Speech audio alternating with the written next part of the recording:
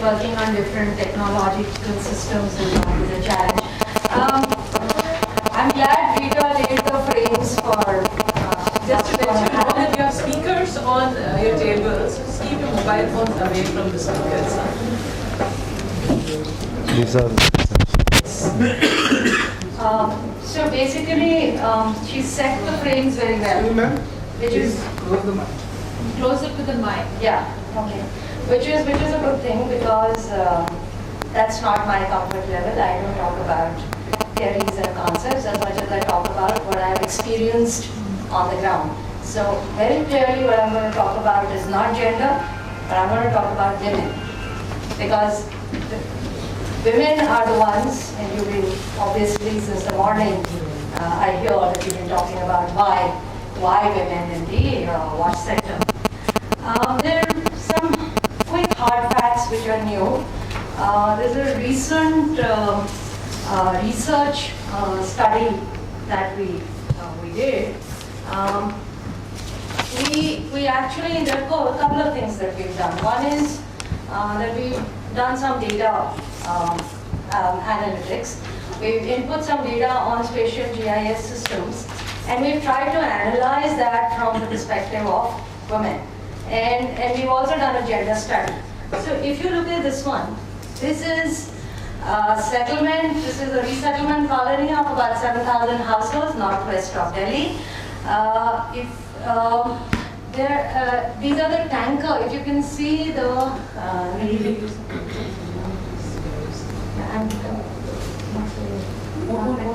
I'll do this. I'll use the pointer. So what you really are seeing here are the tanker positions. The positions at where this colony does not have piped water supply. It's been on ground for the last 10 years now, but water is still supplied through water tankers. So the points of water tanker, the black spots that you can see, is where the water tankers stop every day. There are 25 tankers that come daily, and every alternate day we get another additional 37 water tankers. If you calculate how much water a woman or any family or a household needs to collect over there, we're finding that after we calculate for the losses in transportation and in the collection, we get 8.2 LPCD, liters per capita, for a house. Tanker supply norms are 10 LPCD. So even as per tanker supply norms, the families over here get 2 liters less per person per day. So we dug a little deeper, and we looked at a particular block in this colony, and we tried to figure out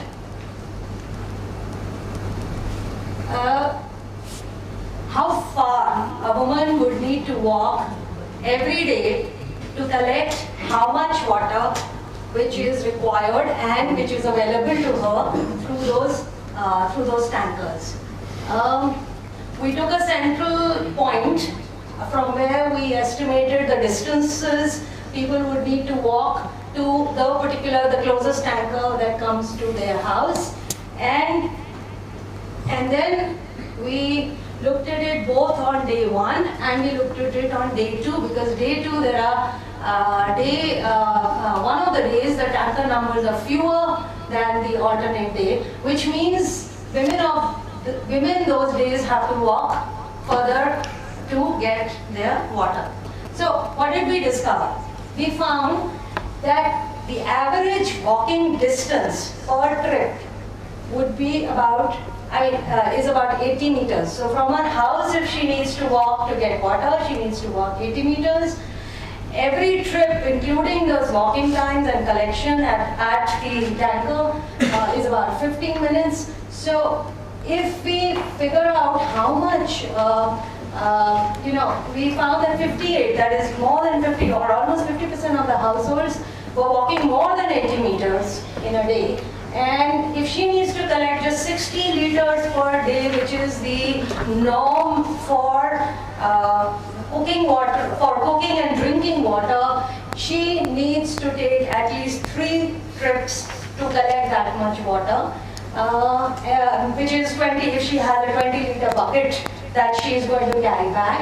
And so she is walking about 240 meters a day to just collect water, and she is spending 45 minutes of the day in just collecting, cooking and drinking water. This was just one analytics that we did based on the data that we had. Second, a gender study that we did, and we're still in the process of analyzing it, so what I'm presenting to you is a very early bird observations that we have. Clearly, 100% men have mobiles, but just 50% of women in that settlement have ownership of mobile telephones. But when we look at the household asset ownership, it looks kind of, relatively even in terms of, what we did was we looked at households with toilets and we looked at households without toilets, and it looked kind of relatively even.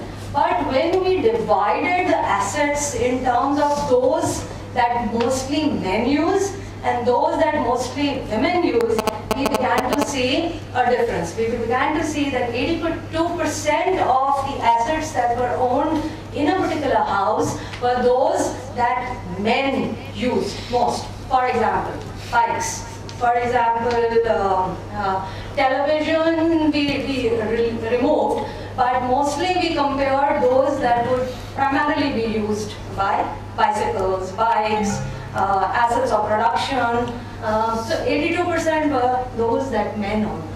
If we divided them up into toilet versus non-toilet houses. So some dwellers don't have toilets in their home, but some do, and some have made these toilets in their homes. The households that had a toilet, they had almost twice the number of assets than households that didn't have toilets. This could mean two things. One is that households with toilets were already rich to begin with, and so they were able to make their toilets, or that households who made their toilets actually became richer in the process of having a toilet at home. So it's a chicken and egg thing, but whatever it is, the idea that having a home toilet is actually increasing your asset ownership. And finally, we just try to look at, what are the aspiration levels of men and women for their girl children. And it was interesting that while 55% of men said women should just get married, at least 75% of women said they'd rather their girls got educated and had a job. So these are just some of the early findings, but these are the kind of fundamental differences that you start seeing at a data level between men and women, and therefore their access to and usage of resources, as also participation in discussion on policy. So this presentation is about unthinking water and sanitation in urban policy debate. Let me just give you a brief introduction of who we are. Center for Urban and Regional Excellence, CURE. We are an unthinking development organization. So we are an organization that tries to innovate solutions. We try and de-engineer solutions, and we try and reimagine the way services should get delivered to the people, to the poor people, in a way that is similar or equal to, and that's what Rita has been talking about, in a way that equalizes the poor with the rich. And in this case, we're talking about equality of men and women as well. So basically, CURE as an organization has 4 key principles, ideologies. We believe in communities, so we believe that people need to be included in the discussion. We believe that everybody should be equal, which is both men and women. We believe that everything is connected, and that solutions for water and sanitation must connect all the dots and must be comprehensive in nature, and therefore they should be broad, The bandwidth should be large, the format should be bigger. It should therefore have partnerships, and it should be capable of scaling up. It should not be just pilots, but something that can be replicated and scaled up. I'm going to share with you a few examples, and then quickly run you through some of the stuff that we've done, and then maybe summarize a few issues that I think are critical policy related issues if we need to provide good water and sanitation services to the urban poor communities. So when Cure started working in this area of water and sanitation or with slums, I think there were three things that we began to do. We mentioned the unmentionable, that is taps and toilets at home. We began to challenge what was considered unchallengeable in terms of engineering and infrastructure, and to do that we had to think out of the box. So these were the three main guiding forces behind the kind of work we did. So the first one, this is the story of one slum settlement, which is in the heart of Delhi, which is an illegal, so-called non-tenured slum settlement, where when we began talking to the people, one of the most important issues that came up was that they would like to have toilets at home. So it is an untenured, non-tenured settlement, but people were willing to invest in a system which would enable each of these houses to have a toilet in their own homes. So working with the community, building a community-owned community structure, a community organization that put together a certain amount of money. We looked at the design, we worked with Delhi Jal Board, we worked with Delhi Urban Shelter Improvement Board, and eventually, once we had their sanctions, approvals, the system that got built was a simple sewer line, not very deep, a shallow sewer line that would plug into the main trunk sewer of the city. This was by far the most cost-effective solution that you could have. Today, 65 households, this was designed for 80, 65 households connected immediately to the system with considerable improvement in the quality of their lives. What were the improvements? The knock-on effects were that there's actually a 40% reduction in the cases of diarrhea in these homes. There is a 25% reduction in open defecation in the area itself, in the whole settlement, because we did just one street. And there were 46% fewer days that children could not go to school because they were sick. So this was the knock-on effect of doing something which was unmentionable, because governments don't talk home toilets. Governments talk community toilets. Even under the Swachh Bharat mission, the Clean India mission, governments are talking toilets. But the individual toilets are in areas where you can produce the right to property or the right to stay. This was an illegal settlement. The second example is about how we de-engineered or descaled the solution. So this one is the first resettlement colony that I showed you the map of. What we did over here was that because this was a resettlement colony, it had security of tenure, there was at least 10 years of stability. People were because the government had resettled them, they wouldn't have been moved out. They had property rights in that sense.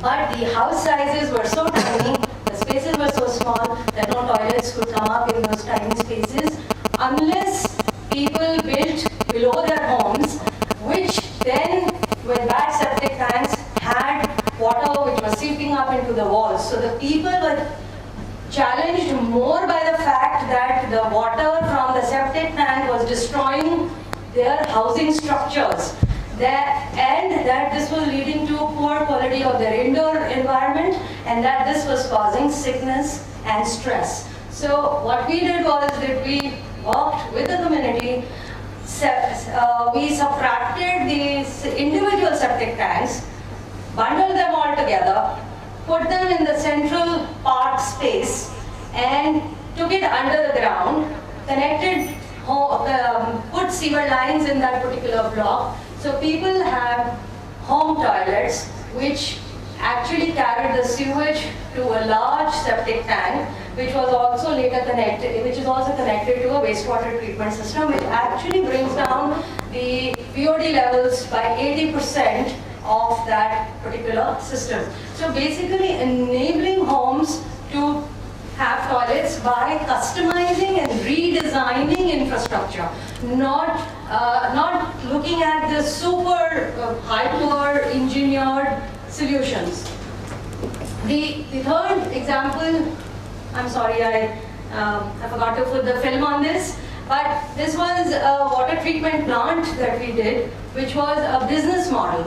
It was a water treatment plant, which was an RO plant, which provided water to homes in this tanker serviced settlement.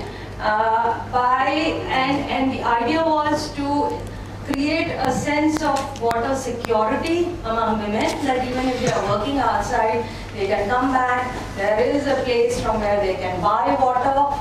People bought water. There were clients who got into the system, and the water was delivered to the homes of families. So there was a sense of home security on a commercial business model in this area. The fourth example that I'm going to take is about this wastewater treatment system that we set up in the city of Agra. This has been running since 2008 now. It's a decentralized wastewater treatment system that has been put. I'm sorry, I don't think the films are working, so.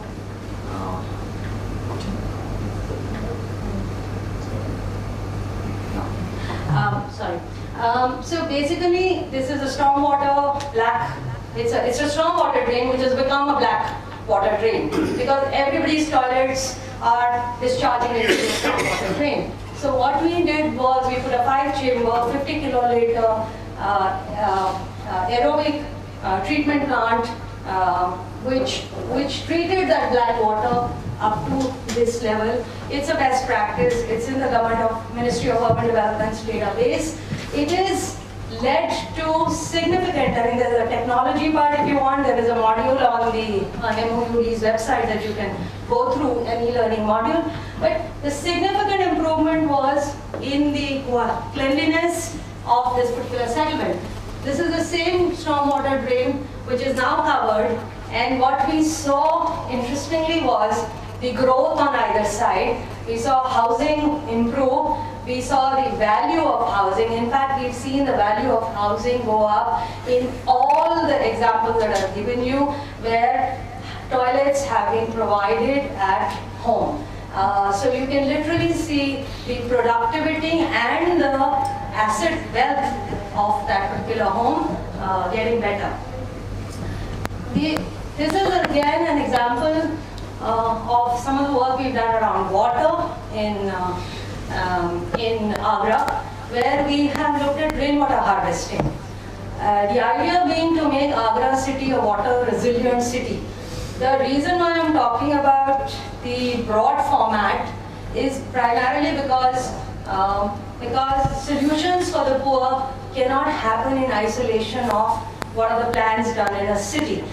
A city needs to deal with its water resources, and a city needs to also provide water to all its residents, including the poor. And if the water resources are inadequate or polluted, then they need to talk about stormwater, they need to talk about rainwater harvesting and or use of treated wastewater. So this one was, we've set up, and this year in the city of Agra, we've built 5 huge rainwater harvesting, community rainwater harvesting tanks, which generated at least 5 lakh liters of water even as the last year's rains were coming to an end. So if you spread it, and it has gone into the city smart city plan.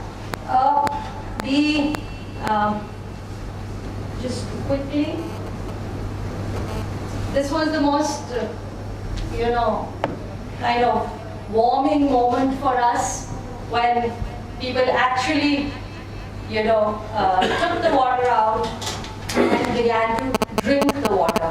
So recognizing the value of conservation, recognizing the value of harvesting, and over time, if more of these systems spread in the city, what you're looking at is dealing with the resource as a whole, and therefore having more water to supply and shift from a tanker-based system to a good water supply network. This is in progress, where we're looking at water bodies. So these are water bodies. Every settlement today, as governments are providing more water into slum areas, now every settlement today is challenged by the fact that they don't have a drainage system.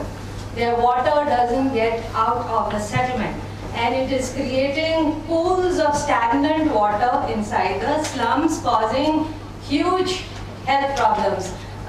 You have chikungunya and you have dengue. All these are, coming every season more virulent, only because the quality of environment in some of these settlements is very poor. So and flooding. So what we are trying to do is to try and deal with these water bodies by making them more permeable, trenching them out, and creating treatment systems so that the water that they collect would either recharge into the ground and or would be available for the community to use for its purpose.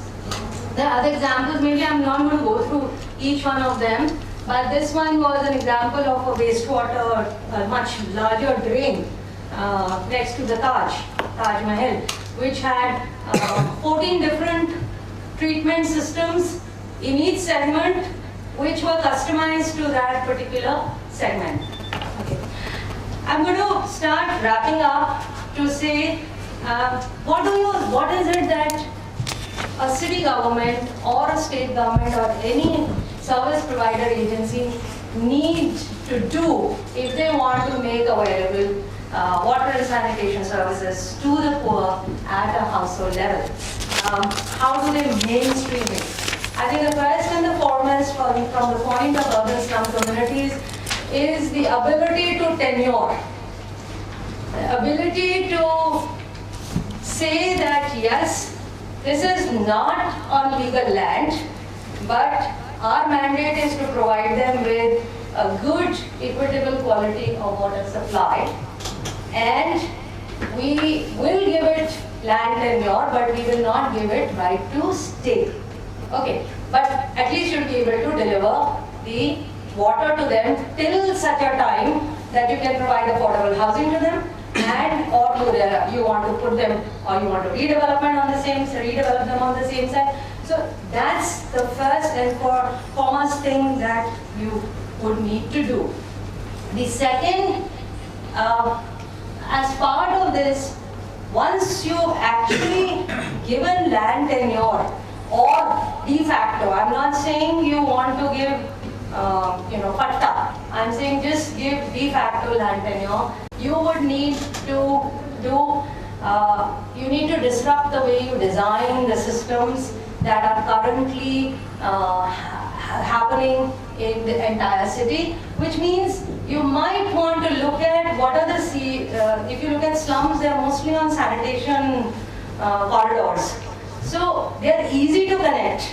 They're not very hard to connect. And it's possible, provided you have the will to want to put them and plug them into the system. So the networks are available, and they are cheaper than doing a formal infrastructure.